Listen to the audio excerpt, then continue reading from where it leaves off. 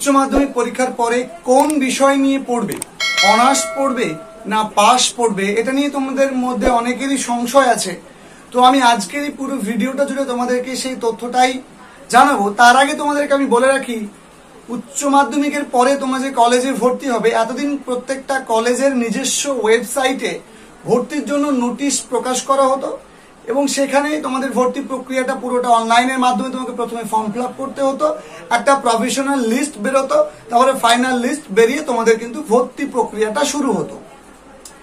এইবার এই প্রক্রিয়াতে একটা পরিবর্তন আসতে চলেছে, কেন্দ্রীয় ধাঁচে তোমাদের পরীক্ষাটা হতে চলেছে।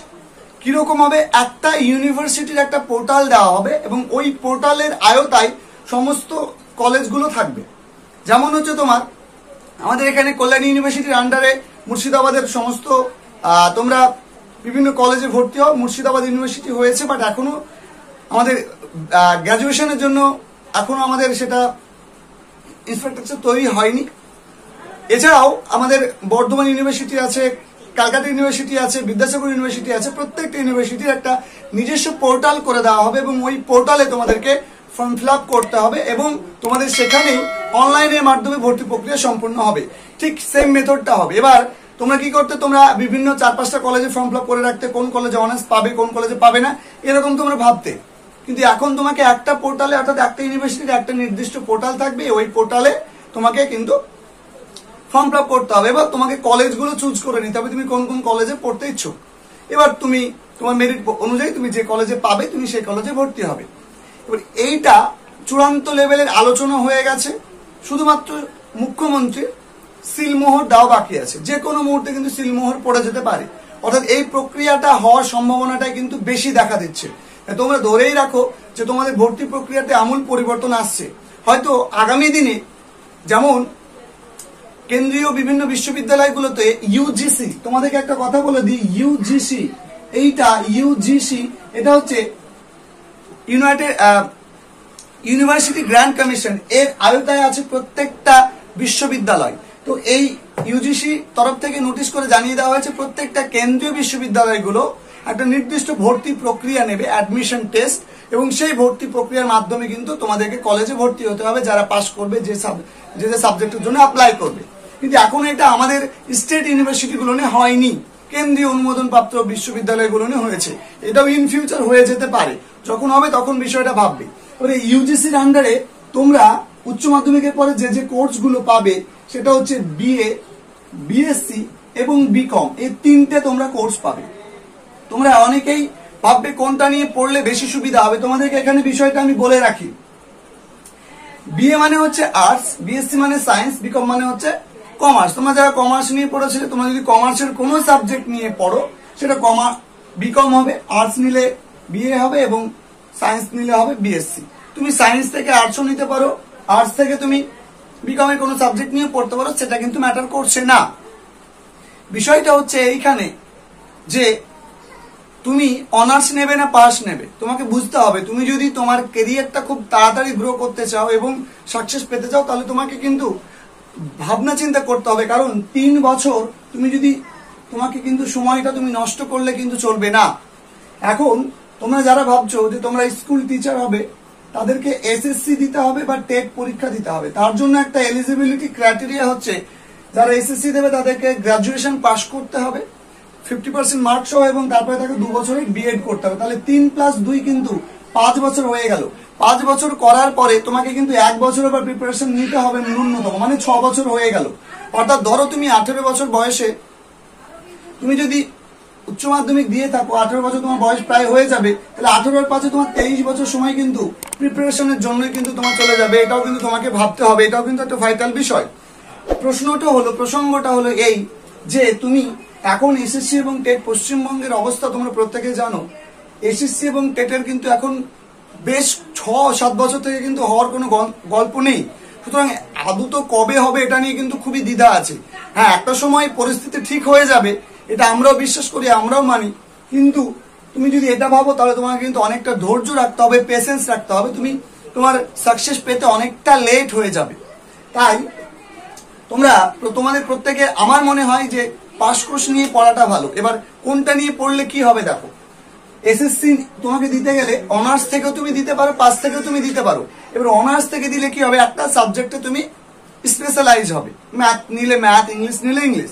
এবার এটা মানে কি জানো তো, অনার্স নিলে ভাও বেড়ে যায়, এটাই ভাও ছাড়া আর কিছুই নয়। তুমি একটা সাবজেক্ট স্পেশালাইজ হবে। অনেকে দেখা যায় যে তোমার অনার্স নিয়ে পড়ে কিন্তু পাশে এসএসসিতে বসে, পাশের সাবজেক্ট এসএসসিতে বসে, তাহলে আমার অনার্স নিয়ে কোনো ব্যাপার নেই। অর্থাৎ আমি লোককে বলতে পারবো, বাজারে গিয়ে বলতে পারবো, চায়ের দোকানে গিয়ে বলতে পারবো, তোমার বাড়ির লোক বলতে পারবে যে হ্যাঁ অনার্স নিয়ে পড়ে, ইংলিশ অনার্স নিয়ে পড়ে, ম্যাথ অনার্স নিয়ে পড়ে। এটা হচ্ছে একটা ভাওতাবাজি বা ভাও দেখানো হবে। তো ভাও দেখানো থেকে তোমাকে ঠিকঠাক বেছে নিতে হবে। তাহলে যারা এসএসসি টেট দেবে তারা কিন্তু, তোমরা যদি ভাবো আমি পাস কোর্স নিয়ে পড়বো তাও হবে। কারণ মনে রাখবে দুটো কোর্সই হচ্ছে আন্ডার গ্রাজুয়েট কোর্স। তুমি গ্রাজুয়েশন পাস করবে, এটাই হচ্ছে তোমার মূল লক্ষ্য। এইবার যারা ভাবছো কলেজে পড়াবে, হায়ার স্টাডিজ করবে, কলেজে তোমরা নেট সেট দেবে, এরকম যারা ভাবছো তারা অবশ্যই অনার্স নিয়ে পড়বে, কারণ অনার্স তো কাউকে না কাউকে পড়তেই হবে। এবার তোমরা যারা এসএসসি টেট দেবে ভাবছো তাদের অনার্স তোমরা নিয়ে পড়তে পারো, অনার্স নিয়ে পড়লে ভালো হয়, একটা সাবজেক্ট স্পেশালাইজ বাড়ে। বাট এখন কি হয়ে গেছে, ম্যাথ, ইংলিশ, জিকে, জিআই সবই লাগবে তোমাদের এসএসসি পরীক্ষা দিতে গেলে, নতুন নিয়ম আসবে সেই নিয়ম অনুযায়ী। সুতরাং তোমাদেরকে কিন্তু ভাবনা চিন্তা করে এগোতে হবে। তুমি যাই করো না কারণ অনার্স নিয়ে পড়লেও তোমাকে কিন্তু math, English, general knowledge, general science, GI এগুলো কিন্তু তোমাকে করতেই হবে। সুতরাং আমি তোমাদেরকে সাজেস্ট করবো এটা, যে তোমরা যারা ভাবছো যে আমি খুব তাড়াতাড়ি আমার ক্যারিয়ারটাকে গ্রো করতে চাই, যেমন তোমার বিভিন্ন সেক্টর আছে, ডাব্লিউবিপি, ডাব্লিউবি, পিএসসি, মোটামুটি এই দুটো সেক্টর হচ্ছে সবচেয়ে বিশ্বস্ত এবং এখানে অনেক রকমের পরীক্ষাগুলো হয়। এবং আর একটা আছে ডাব্লিউবি এসএসসি, আর একটা আছে তোমার হচ্ছে ডাব্লিউবি এমএসসি, ডাব্লিউবি, তোমার এরকম অনেকগুলো সেক্টর আছে। তারপরে তোমার ডাব্লিউবিবি, পিই এরকম আছে। এখান থেকে তোমার প্রাইমারি টেটটা হয়, আর এই এসএসসি এবং এমএসসি থেকে আপার প্রাইমারি এবং তোমার জুনিয়র, আপার প্রাইমারি বলো বা জুনিয়র যেগুলো, আর হচ্ছে হাই স্কুলে পরীক্ষাগুলো হয়। এবং যারা 11-12 এর জন্য তোমরা ভাবছো যে আমি 11-12 পড়াতে পারবো, এরকম টিচার হবো, তাহলে তোমাদেরকে বলবো যে তুমি পাস কোর্স নিতে পারো, নিয়ে তুমি কিন্তু এমএ করতে হবে তোমাকে, নাহলে কিন্তু তুমি করতে পারবে না।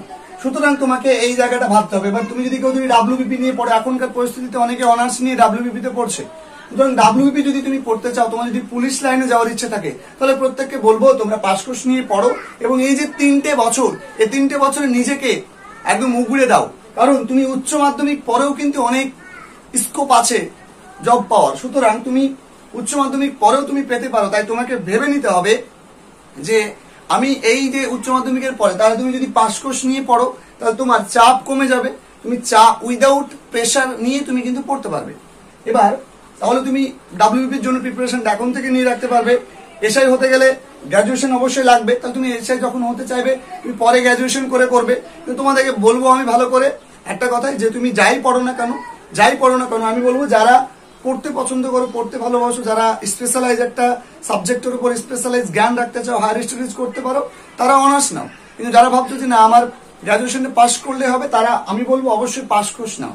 এবং তুমি যদি পাস কোর্স নাও, বলবো পাস কোর্সে যেহেতু চাপটা কম থাকে, সুতরাং তোমাদেরকে বলবো হিস্ট্রি, জিওগ্রাফি এই দুটো সাবজেক্টকে খুব ভালো করে পড়তে, তার সঙ্গে ইংলিশ খুব ভালো করে পড়বে, ম্যাথ এবং জিআই, এই যে সাবজেক্টগুলো বললাম এগুলো কিন্তু তুমি গ্রাজুয়েশন করতে করতে কালচারের মধ্যে রাখবে, পড়াশোনা করবে মোটামুটি করে, যাতে তুমি এনি টাইম যে কোনো পরীক্ষা হলে যাতে তুমি সেই পরীক্ষাটা অ্যাটেন্ড করতে পারো, কম্পিটিটিভ লাইনে তুমি যেতে পারো। এটা কিন্তু ভাইটাল ব্যাপার। তারপরে তুমি যেগুলোর জন্য বিএ ক্লাস দরকার, গ্রাজুয়েশন পাস করা দরকার, সেগুলো তুমি গ্রাজুয়েশন পাস করার পরে সেগুলোর জন্য অ্যাপ্লাই করবে। এটা হচ্ছে মধ্যা কথা। তো তোমাকে বুঝতে হবে তুমি কি করবে। এবার ধরো পিএসসি মিসলেনিয়াস আছে, ডাব্লিউবিসিএস আছে, বড় বড় রকমের র্যাঙ্কের অফিসার আছে, তো এগুলো হতে গেলে তোমাকে গ্রাজুয়েশন লাগবে। এবার তোমাকে কি অনার্স লাগবে না, জাস্ট গ্রাজুয়েশনে পাস মার্কটা লাগে।